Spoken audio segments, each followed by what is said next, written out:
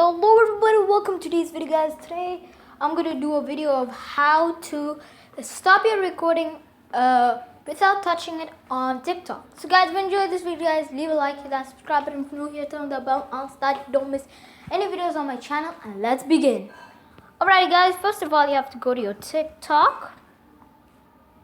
I'm going to mine. Yeah, I just made a video about it, but then I failed. So bad. Okay. So when you are done,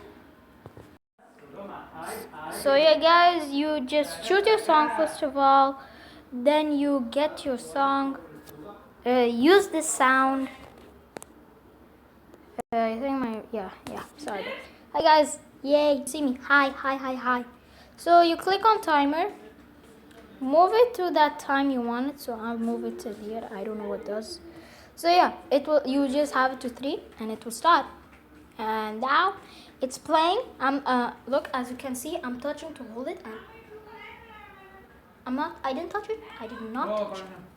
So you guys, that's how I do it. So you guys, if you enjoyed this video guys, leave a like, hit that subscribe button if you're new, turn the bell on so that you don't miss any videos on my channel.